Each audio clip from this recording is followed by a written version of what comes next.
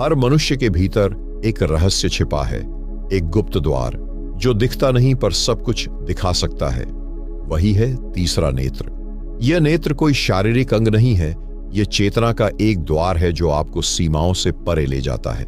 परमहंस योगानंद ने कहा था कि जब मन शून्य में शांत हो जाए और दृष्टि अंदर की ओर मुड़ जाए, तभी यह नेत्र खुलता है। यह नेत्र न तो आंखों से देखा जा सकता है, न किसी औजार से मापा जा सकता है, यह अनुभूति से पहचाना जाता है। जब यह जागता है तो जीवन का सारा दृष्टिकोण बदल जाता है। बाहरी दुनिया की चकाचौंध फीकी पड़ जाती है और अंतर यात्रा प्रारंभ होती है।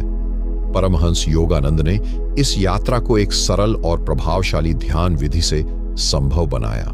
उन्होंने कहा, अपने भौहों के मध्य स्थित बिंदु पर ध्यान केंद्रित करो। वहीं तुम्हारा तीसरा नेत्र सुप्त अवस्था में सो रहा है। जब ध्यान उसी बिंदु पर टिकता है, धीरे धीरे एक कंपन, एक प्रकाश, एक खिंचाव सा अनुभव होता है। यही आरंभ होता है जागरण का। ध्यान करते समय जब श्वास धीमी हो जाती है और विचार शांत पड़ने लगते हैं, तब उस अंतरतम केंद्र से एक प्रकाश फूटने लगता है। यह कोई कल्पना नहीं, यह योगानुभव है। जो लोग निरंतर अभ्यास करते हैं वे महसूस करते हैं कि अब उनके भीतर कुछ घट रहा है, एक ऊर्जा, एक खिंचाव, एक गति जो पहले कभी नहीं थी। मित्रों, क्या आपने कभी ऐसा अनुभव किया है कि आप आंखें बंद करके भी कुछ देख पा रहे हैं? क्या कभी ध्यान करते समय आपके माथे के बीचों बीच कुछ हलचल सी हुई हो? यदि हां, तो हो सकता है यह संकेत हो कि आपका तीसरा नेत्र धीरे धीरे जाग रहा है। इस रहस्य की यात्रा में बने रहें, क्योंकि आने वाले चरण में हम आपको वह सब बताएंगे जो आपने कभी जाना नहीं होगा। आपसे निवेदन है कि वीडियो को अंत तक देखें, क्योंकि हर भाग आपके अनुभव को गहरा करता जाएगा। और यदि यह यात्रा आपको सच्ची लगती है तो चैनल को सब्सक्राइब करें और वीडियो को लाइक करें और इसे दूसरों से साझा करें, क्योंकि चेतना का दीपक जितना बांटोगे उतना ही प्रज्वलित होगा।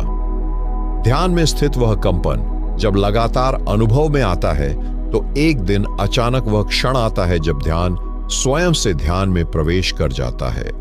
अब साधक ध्यान नहीं करता, ध्यान स्वयं साधक को ले जाता है भीतर। वहां से शुरू होती है तीसरे नेत्र के जागरण की 7 स्पष्ट अवस्थाएं, जो संकेत देती हैं कि अब आप केवल शरीर नहीं रहे। यही वह संकेत है जिसकी बात अब हम करेंगे। पहला संकेत है कि आपको अपनी आंखें बंद करने पर केवल अंधकार नहीं दिखता, बल्कि एक नीली या बैंगनी रोशनी की झलक दिखाई देती है। यह कोई कल्पना नहीं होती, यह उस ऊर्जा का प्रकाश है जो आपकी आज्ञा चक्र पर एकत्र हो रही है। परमहंस योगानंद इसे दिव्य प्रकाश की पहली दस्तक कहते हैं। यह प्रकाश चेतना के गहरे तल से उभरता है और आपका स्वागत करता है उस यात्रा में जो आत्मा से आत्मा की ओर है। जैसे जैसे यह अनुभव गहराता है, साधक अपने भीतर एक स्थिर केंद्र को महसूस करने लगता है।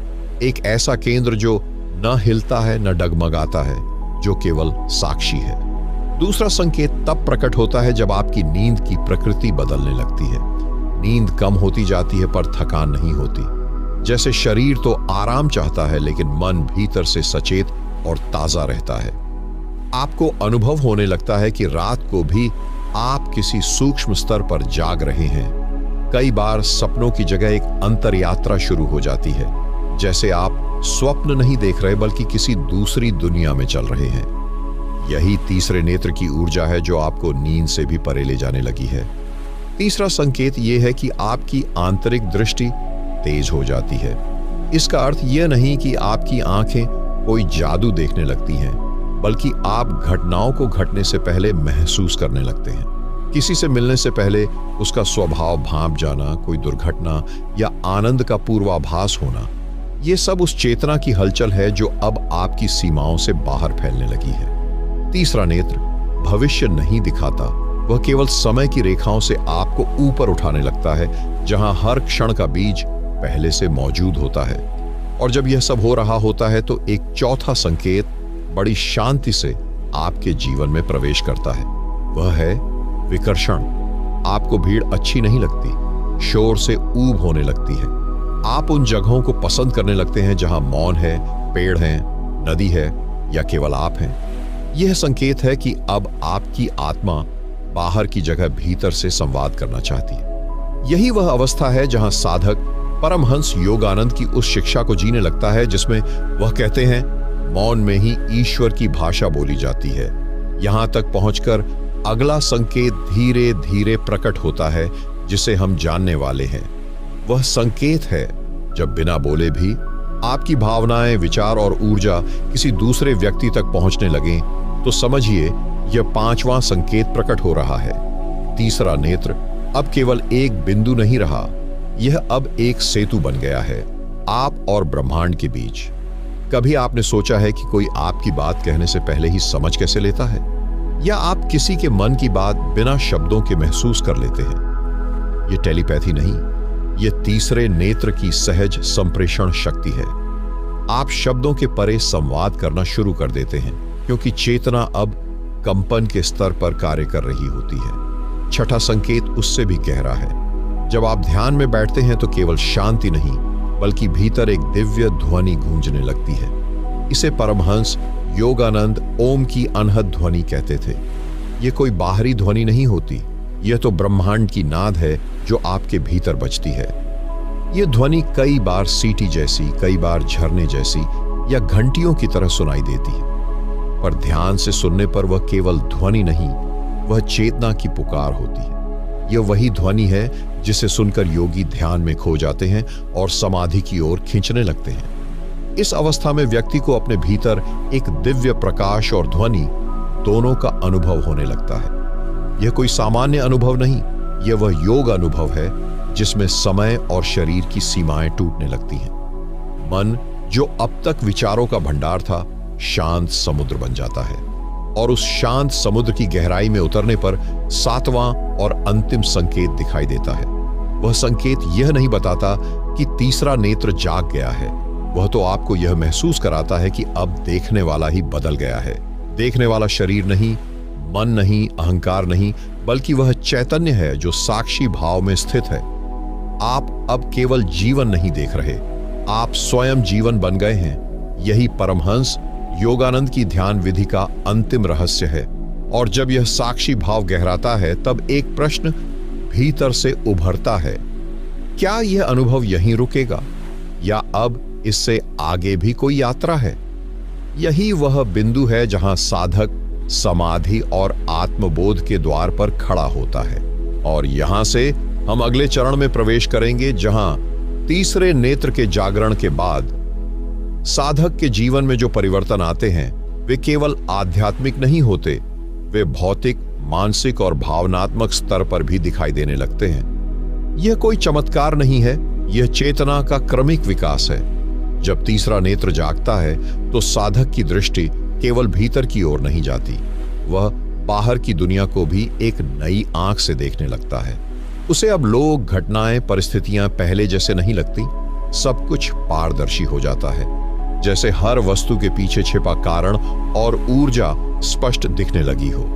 ऐसी स्थिति में साधक का निर्णय लेने का तरीका भी बदल जाता है। वह अब भावनाओं के आधार पर नहीं बल्कि अंतः प्रेरणा से निर्णय लेने लगता है। वह जानता है कि कौन सी बात कहनी है और कब चुप रहना है। यह कोई सीखा हुआ व्यवहार नहीं होता, ये एक आंतरिक सहजता होती है जो जागरण के साथ साथ बढ़ती जाती है। तीसरे नेत्र का यह जागरण आपको परमहंस योगानंद की उस स्थिति की ओर ले जाने लगता है जहां व्यक्ति कर्तापन से मुक्त हो जाता है, जहां वह केवल उपकरण होता है, साधन नहीं। इस स्थिति का एक और सूक्ष्म लेकिन गहरा प्रभाव होता है, इच्छाएं कमजोर होने लगती हैं। जो कभी जरूरी लगता था अब वह महत्वहीन हो जाता है। साधक अब केवल उस कार्य की ओर आकृष्ट होता है जो आत्मा से जुड़ा हो। उसे अब सफलता असफलता की चिंता नहीं रहती, क्योंकि वह जान चुका होता है कि वास्तविक सफलता भीतर की यात्रा में है, बाहर की उपलब्धियों में नहीं। यहां से जीवन में एक स्थायित्व आता है। भावनाओं का उतार चढ़ाव शांत होने लगता है। मन किसी बच्चे की तरह सरल हो जाता है, और जब मन सरल हो जाता है तो अस्तित्व अपना रहस्य प्रकट करने लगता है। वह रहस्य क्या है? वह रहस्य है मैं कौन हूं। और अब साधक इस प्रश्न को केवल सोचता नहीं बल्कि जीता है। यही वह बिंदु है जहां से ध्यान की यात्रा और भी गहरी हो जाती है। अब साधक को केवल अनुभव नहीं चाहिए, अब उसे अनुभवकर्ता का साक्षात्कार करना है। और इसी साक्षात्कार की ओर हमें ले जाएगा ये अगला चरण, जहां हम देखेंगे जब साधक अनुभव के पार जाने लगे तो ध्यान अब केवल एक अभ्यास नहीं रह जाता, वह एक अवस्था बन जाता है।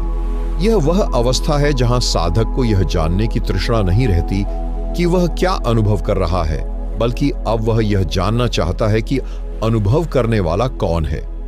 यह वही क्षण होता है जहां तीसरे नेत्र का जागरण आत्मा के रहस्य के द्वार तक पहुंचा देता है। साधक अब यह नहीं पूछता कि क्या देख रहा हूं ज़रेनिया, बल्कि वह पूछता है कौन देख रहा है। यह कौन ही ध्यान का अंतिम बीज है। परमहंस योगानंद कहते थे, जिस दिन तुम देखने वाले को जान लोगे उसी दिन ईश्वर के निकट पहुंच जाओगे। जब यह प्रश्न भीतर गूंजता है तो साधक अपने ध्यान में एक सूक्ष्म परिवर्तन अनुभव करता है। अब वह ध्यान नहीं करता, अब ध्यान अपने आप घटने लगता है। उसे बैठना नहीं पड़ता, ध्यान उसे अपने में खींच लेता है। समय का बोध समाप्त हो जाता है।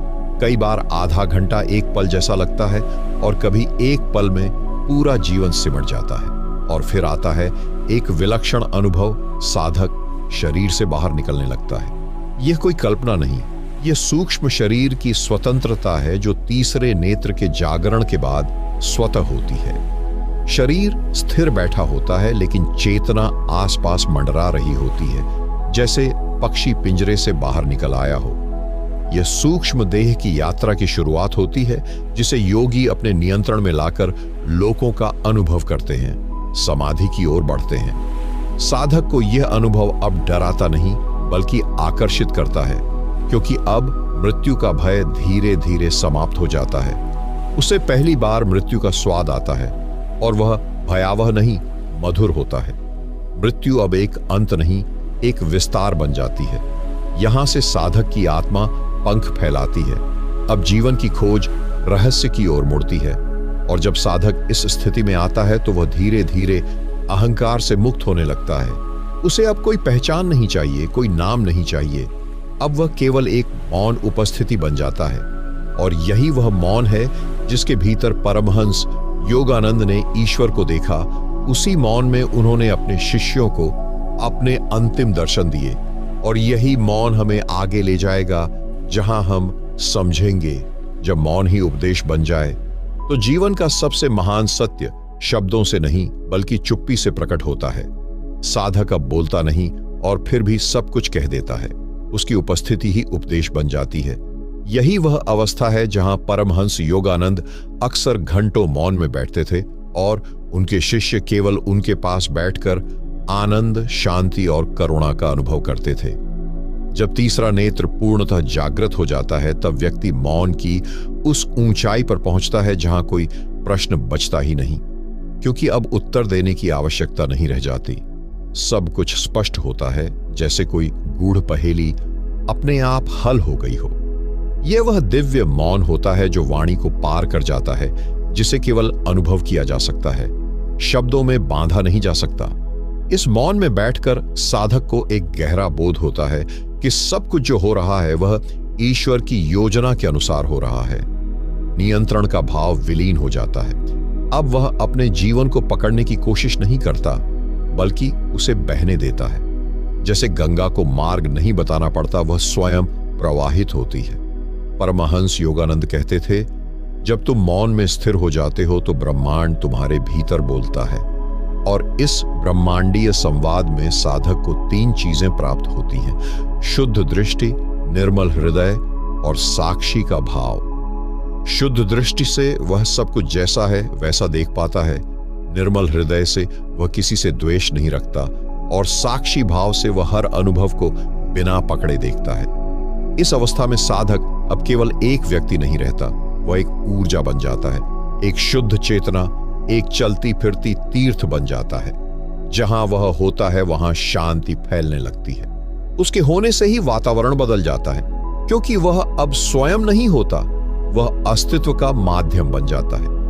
यह मौन वह बीज है जिसमें ब्रह्म ज्ञान अंकुरित होता है। लेकिन यह ब्रह्म ज्ञान कोई सिद्ध नहीं, कोई उपलब्धि नहीं, बल्कि एक पूर्ण समर्पण है। और इसी समर्पण की यात्रा हमें लेकर जाएगी अगले चरण की ओर, जहां हम जानेंगे जब व्यक्ति स्वयं को मिटा देता है तो वही क्षण होता है जहां जीवन का असली द्वार खुलता है। तीसरे नेत्र का जागरण कोई चमत्कार नहीं करता, बल्कि यह व्यक्ति को उस बिंदु तक लाता है जहां वह स्वयं को मिटाने को तैयार होता है। जब मैं समाप्त हो जाता है तभी वह प्रकट होता है। यह वह कोई और नहीं, परमात्मा है, शुद्ध चेतना है, वही अखंड ज्योति है जिसे संतों ने युगों से नामहीन और रूपहीन कहा है। इस अवस्था में व्यक्ति अपने शरीर, नाम, पहचान, यहां तक कि विचारों से भी स्वयं को अलग अनुभव करता है।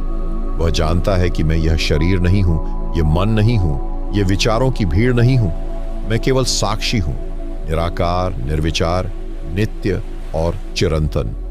यहीं से आत्मा का विस्तार होता है। अब साधक को अपने सीमित व्यक्तित्व से घृणा नहीं होती, वह उसे प्रेम से देखता है और छोड़ देता है, जैसे कोई पुरानी पोशाक को उतार कर रख देता है, आभार के साथ, लेकिन बंधन के बिना। यह मिटना कोई नकार नहीं, यह आत्म प्रकाशन की चरम अवस्था है। जब मैं मिटता है तब प्रेम का विस्फोट होता है, ऐसा प्रेम जो किसी पर आधारित नहीं, जो केवल बहता है, बिना कारण, बिना दिशा। परमहंस योगानंद ने इसी अवस्था को सुपर कॉन्शियस स्टेट कहा था, जहां व्यक्ति केवल मनुष्य नहीं रह जाता, वह दिव्यता के साथ एकाकार हो जाता है। उसके भीतर से जो ऊर्जा निकलती है वह केवल आकर्षण नहीं, आत्मचेतना होती है। यही वह अवस्था है जब व्यक्ति की आंखों में झांक कर कोई भी कह सकता है, यह आंखें सामान्य नहीं हैं, इनमें शांति नहीं, समर्पण नहीं, बल्कि ब्रह्म है। इस अवस्था में व्यक्ति को कोई अधिकार नहीं चाहिए, कोई मान्यता नहीं चाहिए। अब वह स्वयं ही अपने लिए सब कुछ हो गया है। अब उसके लिए गुरु भी भीतर है, शिष्य भी भीतर है और ध्यान भी भीतर है। अब कोई द्वंद्व नहीं बचता, केवल मौन की वह लहर शेष रहती है जो जन्म जन्मांतर तक साथ चलती है। और यहीं से साधक अनुभव करता है कि तीसरे नेत्र की यात्रा केवल जागरण की नहीं, समर्पण की थी। वह मिटना ही असली देखना था। और जब यह देखना स्थायी हो जाता है तब वह देखता है सब कुछ एक है और एक ही सब कुछ है। क्या आप तैयार हैं उस अद्वैत के अनुभव में उतरने के लिए? यदि हां तो कमेंट में लिखें कि मैं तैयार हूं। यह संकल्प आपको अंदर से शक्ति देगा। सब कुछ एक है और एक ही सब कुछ है। यह कोई दार्शनिक वाक्य नहीं, यह उस साधक का जीवंत अनुभव है जिसने तीसरे नेत्र के माध्यम से सच्चाई को देखा है। यह वह दृष्टि है जो चीजों को उनकी बाहरी भिन्नता से नहीं, बल्कि उनकी भीतरी एकता से देखती है। अब कोई पेड़ अलग नहीं लगता, कोई व्यक्ति पराया नहीं लगता, कोई पक्षी कोई और नहीं लगता। सब कुछ एक चेतना का विस्तार लगता है। साधक अब यह नहीं कहता कि यह मैं हूं और वह कोई और। अब वह जानता है जो उसमें है वही मुझ में है, और जो मुझ में है वह संपूर्ण अस्तित्व में है। यह अद्वैत की दृष्टि तीसरे नेत्र के जागरण के बाद ही मिलती है। यह दृष्टि केवल पढ़कर नहीं आती, यह भीतर के मौन से आती है। अब द्वेष, ईर्ष्या, भय, असुरक्षा ये सब खोखले लगने लगते हैं, क्योंकि उनका आधार ही अलगाव था। और जब अलगाव मिट गया तो वे स्वभावतः विलीन हो गए। यही कारण है कि तीसरा नेत्र केवल देखने का माध्यम नहीं है, यह जोड़ने का सेतु है। यह आत्मा को ब्रह्म से जोड़ने का पुल है। परमहंस योगानंद ने इसे डिवाइन यूनियन कहा, ईश्वर के साथ एकत्व। जब साधक इस अवस्था में होता है तो उसका प्रेम अब किसी व्यक्ति, वस्तु या संबंध तक सीमित नहीं रहता। वह प्रेम अब प्रार्थना बन जाता है, उसकी सांसें जप बन जाती हैं और उसकी उपस्थिति ही पूजा बन जाती है। इस अवस्था में साधक कुछ भी मांगता नहीं, क्योंकि उसे लगता है कि जो चाहिए था वह पहले ही मिल चुका है और जो मिला है वह सदा रहेगा। यही संतोष की अवस्था है, जहां साधक को कुछ जोड़ने या घटाने की जरूरत नहीं होती। तीसरा नेत्र जब इस बिंदु तक पहुंचता है तो व्यक्ति की दृष्टि अब बाहर की नहीं, भीतर की गहराइयों में स्थिर हो जाती है। वह अब लोगों के व्यवहार पर नहीं, उनके भीतर की ऊर्जा को पढ़ने लगता है। वह शब्दों के पीछे छुपे मौन को सुनने लगता है। यह श्रवण साधारण कानों से नहीं, आत्मा की दिव्य अंतःश्रुति से होता है। अब साधक किसी धर्म, जाति, भाषा, देश या मत से बंधा नहीं होता। उसका धर्म केवल अस्तित्व के साथ एक हो जाना है, और यही वह स्थिति है जहां आत्मा गाती है, मैं तू बन गया, तू मैं बन गया। अब इस अनुभव के बाद साधक की यात्रा भीतर और गहराई में उतरती है। वह जानता है कि अभी कुछ शेष है, कोई अंतिम द्वार अभी भी बाकी है, और वही द्वार है जहां देखना भी रुक जाता है और केवल होना शेष रह जाता है। क्या आप तैयार हैं उस अंतिम शून्य की ओर जाने के लिए जहां सब कुछ मिट जाता है, केवल अस्तित्व की झंकार रह जाती है? यही तीसरे नेत्र की चरम अवस्था है। यह वह बिंदु है जहां साधक अब देखता नहीं, विचारता नहीं, अनुभव भी नहीं करता, बल्कि केवल होता है। वह न तो भीतर कुछ खोजता है, न बाहर कुछ चाहता है। अब कुछ भी करने की इच्छा शेष नहीं रहती, क्योंकि अब करने वाला ही मिट गया है। तीसरे नेत्र की यह पराकाष्ठा उस मौन से भी परे है जिसे शब्दों से नहीं छुआ जा सकता। यह निर्विचार का, निराकार का, निस्संग का अनुभव है। यहां कोई दिशा नहीं होती, कोई लक्ष्य नहीं होता, केवल अस्तित्व की धड़कन होती है। और यह धड़कन किसी शरीर की नहीं, किसी मन की नहीं, यह ब्रह्म की धड़कन है। परमहंस योगानंद ने इसे बियॉन्ड कॉन्शियसनेस की स्थिति कहा था, चेतना से भी परे, जहां न प्रकाश है न अंधकार, केवल पूर्णता है। अब साधक उस स्थिति में पहुंचता है जहां ध्यान करने की आवश्यकता नहीं रहती, क्योंकि वही स्वयं ध्यान बन जाता है। अब वह आंखें मूंदता नहीं, लेकिन फिर भी हर क्षण ध्यान पूर्ण होता है। यह अवस्था मृत्यु से परे है। अब उसे मरने से भय नहीं, क्योंकि वह जानता है कि मृत्यु केवल शरीर की है, आत्मा तो अजर है, अमर है। और जब यह सच्चाई अनुभूति में बदल जाती है, तब साधक के लिए जीवन भी खेल बन जाता है और मृत्यु भी उत्सव। इस अवस्था में एक अत्यंत सूक्ष्म परिवर्तन होता है। अब साधक में कोई भीतर बाहर नहीं बचता।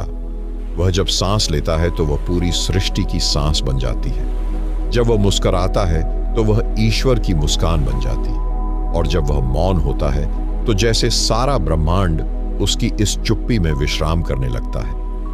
यह अवस्था साधारण से विलक्षण की नहीं, बल्कि विलक्षण से साधारण में लौटने की है। अब साधक पुनः वही सामान्य मनुष्य बनता है, लेकिन अंतर बस इतना है कि अब वह जानता है कि वह ईश्वर है जो मनुष्य की भूमिका निभा रहा है। यह तीसरे नेत्र की वह दिशा है जहां सब भिन्नताएं समाप्त हो जाती हैं। ज्ञान, ध्यान, साधना, तपस्या सब पीछे छूट जाते हैं, और जो शेष रह जाता है वह केवल होना है। यह होना ही परम है, यही ब्रह्म है, यही आत्मा का अंतिम स्वरूप है। और इसी होने की गहराई में उतरते हुए साधक अब बिना किसी प्रयत्न के ध्यान मग्न रहता है। वह अब अपने चारों ओर फैले संसार को देखता है, लेकिन अब कोई आसक्ति नहीं, कोई घृणा नहीं, केवल करुणा है, प्रेम है और शांति है। यही वह अवस्था है जहां से साधक संसार में लौटता है, लेकिन अब वह वैसा नहीं रहा जैसा वह था। अब वह एक माध्यम है, एक दीपक है जो अंधेरे में भटके हुए लोगों को मार्ग दिखा सकता है। और यही वह अवस्था है जहां से हमारी अंतिम यात्रा शुरू होती है, एक ऐसी यात्रा जो न अंत है न आरंभ, केवल एक सतत प्रवाह है, और फिर जीवन केवल एक प्रवाह बन जाता है। यह अंतिम अवस्था है जहां तीसरे नेत्र का पूरा प्रभाव स्वयं को व्यक्त करता है। अब जीवन कोई संघर्ष नहीं, कोई यात्रा नहीं, बल्कि एक निरंतर बहता हुआ प्रवाह बन जाता है। यहां कोई विशेष दिशा नहीं होती, कोई विशेष उद्देश्य नहीं होता। साधक अब जानता है कि जीवन स्वयं ही अपने आप में एक उद्देश्य है, कोई अंतिम लक्ष्य नहीं है, क्योंकि लक्ष्य स्वयं साधक बन चुका है। यह वह अवस्था है जहां साधक अब बाहर के संसार में डूबकर भी भीतर से पूरी तरह से मुक्त होता है।